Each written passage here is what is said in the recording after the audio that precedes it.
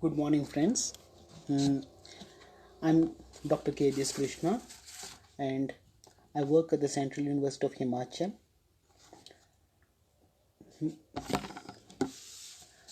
I know Dr.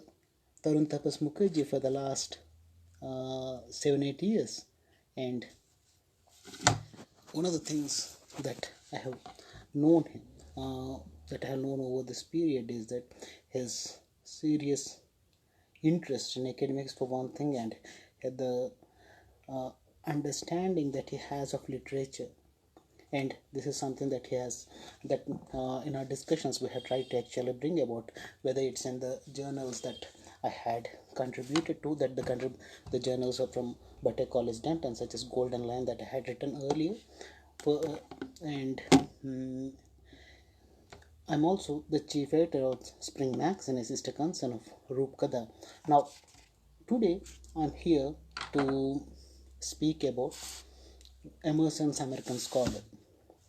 One of the reasons why we are actually discussing this, or American Scholar, is not just because of its significance in American literature, which of course is immense when we look at the legacy that Emerson had. I mean, the kind of influence that Emerson had on various writers from in American literature, be it Thoreau or Whitman, or even much later, such as Robert Frost and Ellison. But we're also reading.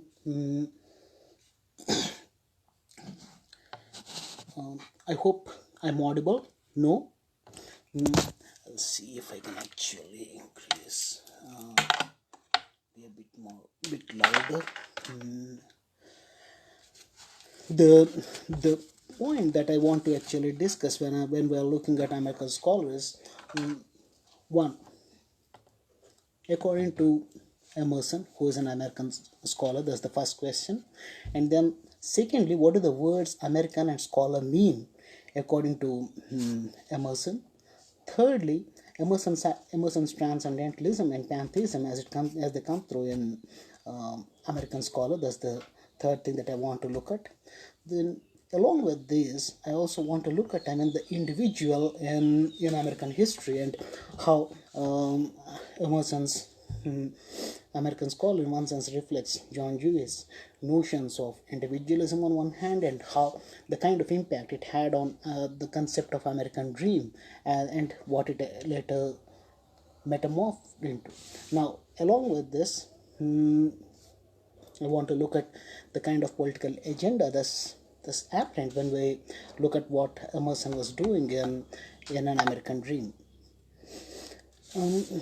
And concluding with the significance and relevance of American Dream, as well as why, and the question that I actually want to end with, as to why read it now, why read it in 2020, what's the point in reading something that's a lecture for convocation more than 180 years ago. That's the question, that's the point with which I want to actually conclude this. Let us see whether we can actually complete all of this. But first of all, what exactly is an American scholar according to Emerson? Emerson defines the American scholar as not someone who is buried in books. That's one of the main problems that Emerson has. So that, if we in 2020 who are reading this, who are trying to read it with a sense of awe and trying to understand it and trying to actually quote him, if that's what we are doing, that's exactly what Emerson is warning us against, that we are not supposed to be reading it as if we are that a scholar is not someone who is buried in books. He should not be a bookworm. That's the first thing. But more importantly for him, an American scholar is someone who he is warning against as someone who would be have a notion of a world from a perspective where a person is not identified by the profession or the job that he's doing. Quite often, in the world that we find ourselves in, and Emerson, speaking in the 19th century, was speaking about something similar, that people identify themselves as farmers, doctors, teachers, scholars, and so on. In other words, the identity becomes the man. You when people are asked to identify themselves, or people to ask to introduce themselves, just as I said that I work, rather as I'm saying that I'm a prof, or I'm a lecturer, by saying something of the sort, by introducing ourselves, or by identifying ourselves as a teacher or a student, one problem that happens is we have simplified the individual, for one thing, and along with simplifying the individual, what we had done is man has lost his individualism. That's one of the problems that Emerson is warning us against. He says that the farmer versus man on the farm becomes the question that Emerson speaks of. Now, why does he speak about this kind of problem that's apparent? Because when people start identifying themselves with a profession, they come with a prior with prior knowledge of the expectations that the world have, the kind of culture that they come from, which tell them that this is how they got to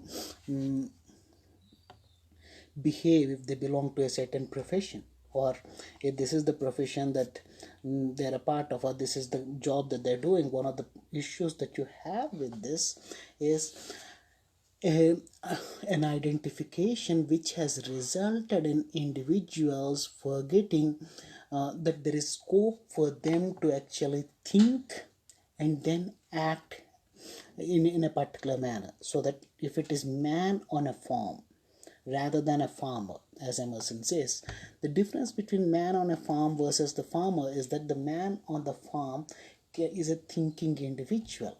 He can think whether the actions, the things that he is doing, whether they are making sense, first and foremost, and he can adapt accordingly. He's not doing things as if this is what he's forced to do. This is not something like a prescription. They are not following something as if has been prescribed, or as if it has been prescribed. So you're not following a set rule or a set pattern of tradition or culture, something that Thoreau actually warns against in his Walden.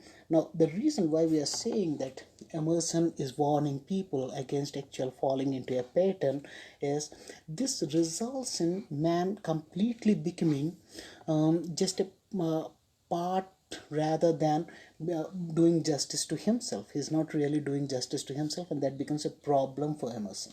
Now, that's the first part of it. Now, how do we actually go on to challenge these notions of what a man can do? When Emerson looks at, what are the challenges, this as a challenge, and sees how we can actually overcome this, he thinks of three ways in which humans can actually get out of this, mankind can get out of it. One is, of course, looking at nature, moving into nature, so that there is this exposure to nature. One. Secondly, not become slaves of the past, though you are looking at past experiences, secondly. And thirdly, while you are doing both these things, the point that you need to keep in mind is the individual has to believe in action, in his own actions, and the kind of experience that he gains from it. Now, if this is one part of what the individual does, well, this is simple enough when you think about what the American scholar is supposed to do. The questions that we are left with is this achievable? And secondly, why is Emerson calling it an American scholar and not just any scholar? Of course, you might say that as he's speaking to this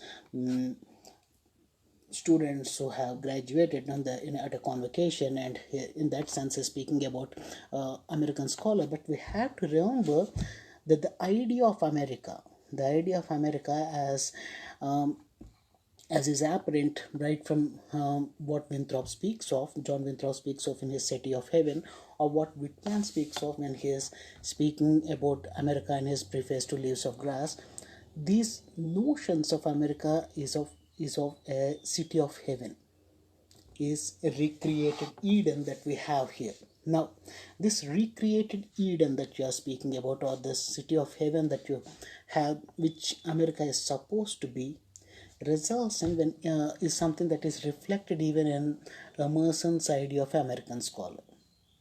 Now, And we said this is what Emerson is doing when he's speaking about the idea of America, or harking upon, or drawing upon, when he's speaking about in the American Scholar. He's speaking about something that is highly original, one, and also something that was created with a notion of trying to create not just a city upon a hill, as Winthrop would put it, but rather also something that's almost utopian ideas. So the American scholar, while has to be someone highly original, if we are viewing it right from the perspective of what Whitman does with the idea of America later. So that if this is what America would stand for, the scholar too is not just a person who has graduated, or a scholar is not just a person who has got who is a part of that convocation that Emerson is addressing. Rather, the scholar is also someone that Emerson, when he is referring to here, is anyone and everyone who is able to actually think, rather than allowing um, others' actions to guide them, first and foremost. But secondly, while they do think, these thoughts are not something that are going to govern their actions, or these thoughts are not the only ones that they are not only limiting themselves to thinking about these actions. Rather, on these on whatever they are thinking about, whatever action they are coming up with, whatever thing that they are going to do, each and every action is in one sense based on proper thought, so that you are able to adapt to the kind of changing environment or the changing world that you find yourself in. Thus, the main issue that we have, the main point that Emerson is actually coming up with. Now, this idea of Emerson, where he says that you can't really go to a library and read these books and follow whatever has written or has been already written there, or whatever has already been propagated, there's also a political reason for this. Now, why do we say there's a political reason for this? There's a political reason for the simple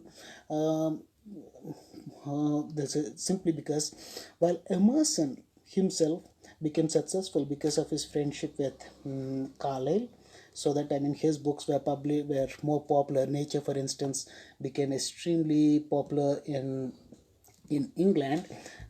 This publication, I mean, this popularity across the Atlantic, across the sea, and Carlyle, of course, benefited from Emerson's help as well.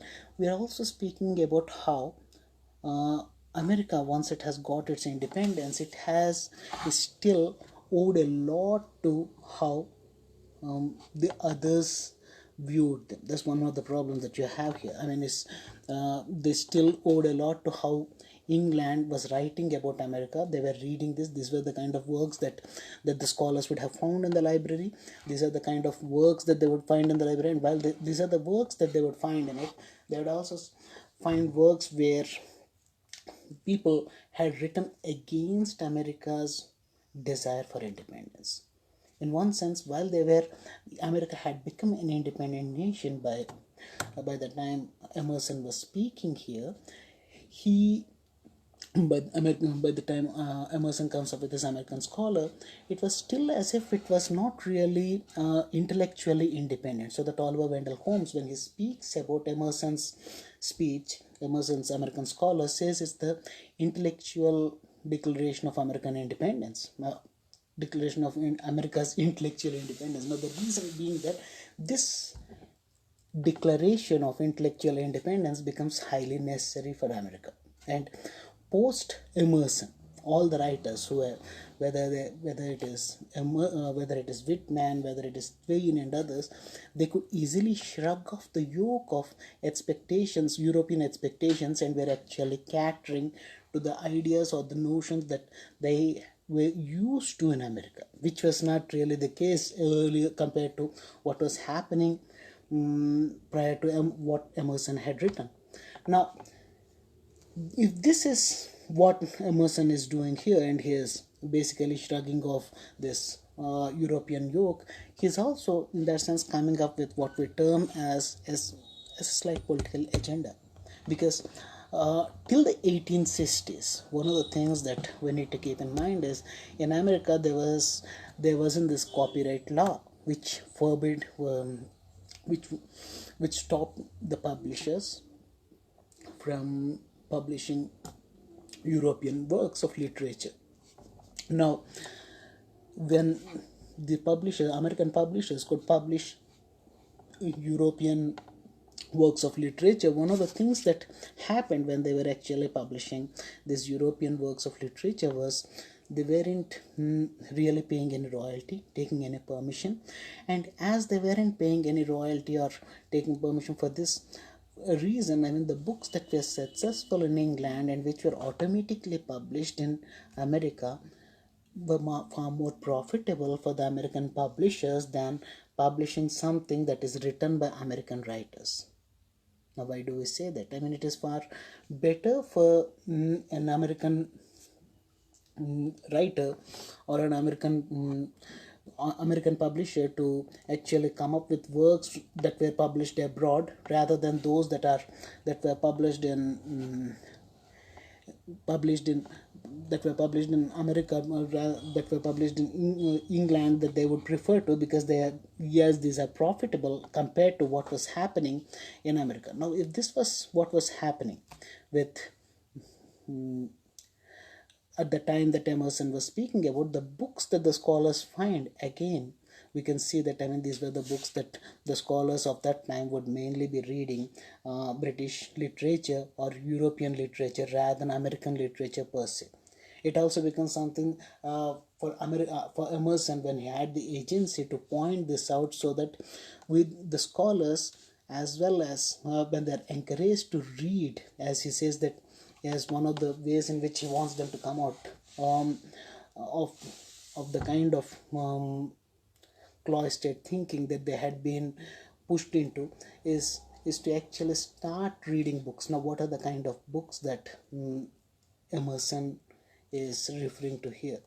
Emerson, in that sense, is referring to books that are basically written by Americans who are aware of the kind of world that they're a part of, and that becomes necessary for him. Unless he is able to project this idea of a world that that's able to that actually deals with the issues that they are seeing, these works are in one sense going to push the scholars to actually think about America in a skewed manner rather than actually have a proper understanding of America. That's what Emerson was doing here. Finally, this is what Emerson does, not just with the kind of world that he has created, not just with the kind of the independence that he is declaring from European yoke, but also for individuals. This individualism becomes a key concept in American literature. Right from the time of John Dewey, one of the things that we see with individualism is this individualism and self-reliance are concepts where Americans are speaking about how an individual has to start taking up responsibility, something that goes on to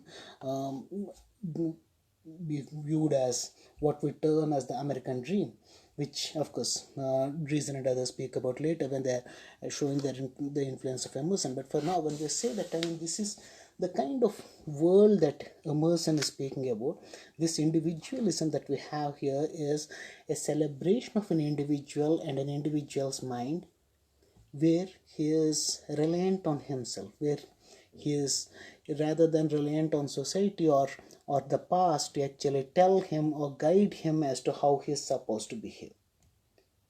He is not really looking for a code of conduct to be given to him where he would say that this is how I'm going to behave, because this code of conduct for Emerson had resulted in individuals slowly losing the ability to be themselves completely. Just like, I mean, as earlier we had spoken about how they become rather a part of a system rather than being the whole hand, a finger rather than a hand. That's what individuals have become, or a man or a farmer rather than man on the farm. In the same way, we are saying that losing this ability to be an individual, losing this ability to be self-reliant, is in one sense because of the kind of worlds people have come from. And there is this looking up to other cultures, looking up to even the past, and looking up to books, looking up to what has already been published or written by someone else, which has resulted in individuals losing their own ability to think and act upon whatever they think. Now, this individualism becomes really key to American way of thinking. And when we speak about the American dream per se, the American dream, as we all know, is not just about, a man actually doing complete justice to his potential, but also in turn going on to help the community to which he belongs. It doesn't necessarily mean that the community would look up to the man and would follow what the man, and in that sense lose their individuality, but rather you're speaking about how this potential, of course, the problem that we have with this concept of American dream, as Theodore Dreiser and others point out, is it has slowly corrupted into an idea where we look at getting rich or becoming famous or becoming popular. These are the things that you look at rather than actually viewing this notion from a perspective where you believe that you can actually do justice to your potential without always thinking about it in materialistic terms, which is what it had gone on to become, which is criticized by Theodore Dreiser and others. But Emerson speaks about this ability of an individual to do complete justice to his potential, and in that sense he inspires others. Now, why do we, when we say that he is inspiring others, inspiring whether it is Whitman, when Whitman is speaking about the in Leaves of Grass, about what it is to be an American, and what are the things that you are supposed to be doing, or whether it is Thoreau and his and the inspiration of Emerson is obvious in the way Thoreau speaks about the kind of world that an individual belongs to, and how you are supposed to have a proper understanding or proper relationship, not just with nature but also with your own self, and how you have to be self-reliant. Thirdly, we are also saying that this notion where of the American scholar, where Emerson is not just inspiring these, but even those who criticized him are in one sense seem to be influenced by Emerson's thought, because this idea of man thinking, of man being able to think and actually show that he is an individual, becomes a key concept in in American literature. Because if we read someone such as Herman Melville, who is an ardent critic of Emerson, who strongly opposed Emerson's views and who quarreled with him, if we read something by Melville such as Bartleby, we see that even he is in one sense influenced by what Emerson is doing. Because Bartleby, for those who haven't read the story, Bartleby is about this clerk who, this scrivener, who actually says that he prefers not to when he is asked to do something. And by saying that he prefers not to, what Bartleby does is he's showing his individuality, he's showing that he as an individual has the right to take a decision, take a stance, which in one sense harks back to what Emerson is saying here about man and his right to actually think and the right to actually act on in whatever way that he wants to, that he believes in. Thirdly, along with writers such as Thoreau, Whitman, and even Melville, we have even a character such as Huck Finn, who shows a similar notion in American literature, who shows the similar inclination in American literature to follow the dictates of his conscience, to follow the dictates of and show that he is man thinking rather than he is someone who is allowing society to dictate terms to him. So this tradition of man thinking, of man basically finding his own way of living, and along with thinking and figuring out what are the things that he's supposed to do, this these notions of Emerson, of what man is able to do, or what man is allowed, by allowing himself to be completely self-reliant, achieves in this world, is something that that leaves this lasting impression on American literature. But that's not the only significance of American scholar. One, of course, along with this, we need to also look at Emerson's ideas of transcendentalism. Now, Emerson, transcendentalism and pantheism. Well, Emerson, when he's speaking about nature, when he's speaking about man and his close affiliation with nature, harks back, is in one sense coming up with a basic tenet of pantheism, that man is and his close alliance with nature that he's speaking of. But along with this close alliance with nature that he speaks of, he also shows that man and nature need not be two separate things, two separate entities. Now, what do we mean when we say that man and nature are not two separate entities? This goes on to show how man becomes a part of nature, and by going into nature and would understand his own true self. That's what Emerson conveys in an American scholar. This becomes a basic tenet of transcendentalism. Now, transcendentalism, as Emmanuel Kant would put it, is something where you're actually transcending your physicality. That's the first part of it, that you're transcending your physicality. But it's not just about your physicality that you're transcending, but all experiences, so that you're not really making a distinction between the past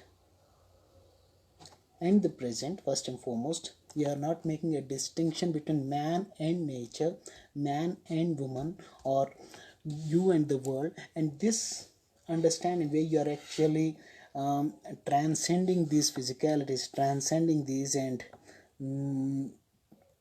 looking at the world from perspective, and experiencing the world from a perspective where you do not create hierarchies.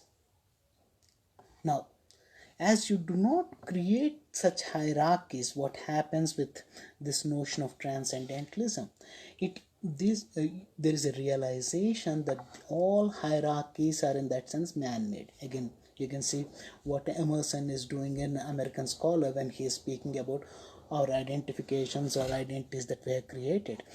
We speak about man as someone who has become almost something like a parrot, who becomes a victim of society, who is just speaking others' thoughts. Now, the others' thoughts have created an idea as to how the world, there is this hierarchy in the world, for one thing. Secondly, there's also a notion that this hierarchy is not just based on race or gender or something, but a hierarchy which might even be based on aesthetic sense, and which again is something that Emerson is challenging here in his notion of transcendentalism. Because once you do not have hierarchies, you no longer become something like a fragment. You do not end up being a fragment, rather you become something who is able to do justice to the whole. And as you do justice to the whole, one of the things that would happen to the man is the man goes back to an earlier state where his man thinking, he becomes this highly developed man thinking that we speak of, which can only result in man doing not only doing justice to himself, but showing that the world that he is a part of, and he are not two completely separate things. Now, this is what Emerson does with American Scholar, and this is the kind of significance or the influence that it has on other American writers and in American literature. We are also saying that this understanding of American Scholar becomes necessary even in 2020. It's not as if we are we have moved on from American scholar. We have moved on from these notions. Even in the 20th century, for instance, American writers such as Robert Frost and um, Theodore Dreiser, Ralph Ellison, all of these are influenced by what Emerson does. Now, for instance, Frost in his Director speaks about the similar in his poem speaks about the kind of world that we belong to, where each one has to find his or own direction for one thing. Now, the reason why he's saying that, I mean, you have to find your own directions to salvation, is in one sense speaking about the self-reliance that Emerson has put across in his work. But far more significantly, along with the influence that he had on American thought and American literature, Emerson's work, American Scholar, becomes significant for most others, for in most other fields, not just in literature. For the simple reason, you are looking at people often tending to be non-thinkers, people tending to be becoming a kind of a parrot, as Emerson would put it, and using others' thoughts, using others' interpretations, using others' way of viewing the world, use others' perspectives without understanding that by actually using others' perspectives, they are losing their own individuality, they are losing their own agency. And this is something that is relevant, not just in 1837 but even now, in 2020 it's equally relevant. Is something that would always stay relevant, because the fear that man is not someone who is as a thinking being or a rational being, while a key concept of enlightenment is also something that people would need to keep reminding themselves that is happening, that unless you keep thinking, unless you keep questioning, unless you keep viewing the world with a new perspective again and again, one of the problems that would happen is there is a fear that you would fall into that cliche-ridden understanding of the world, which Emerson is mainly warning against. Anything else that we need to do with Emerson's American Scholar? We're keeping it really short. And finally, I mean, the last part of American Scholar, where he speaks about the American scholar's duties, or what after he becomes man thinking, what is he going to do? He says that along with this, you also have to have that proper awe that you of for the kind of world that you have created, because while you have that awe for nature, the awe-inspiring nature that you're a part of, it's also this inspiration that you get from nature, which would result in the individual trying to emulate it in his own actions. So that it's not just the spectacle that he's speaking about, that you have to stare at, but the spectacle that he speaks about is something that the individual himself is a part of and has created, is something that he can himself identify with, rather than just view it as view just a part of it and identifying with the part. He's viewing the whole as a spectacle of which he is a part. This is what Emerson does, and I think we can conclude.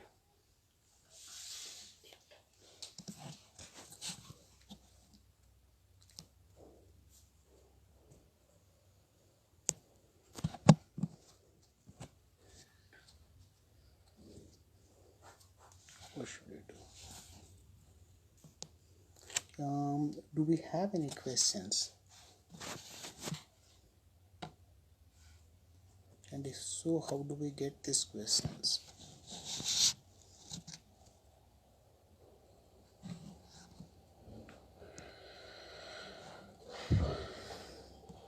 This is a quick lecture. I don't know. That's it.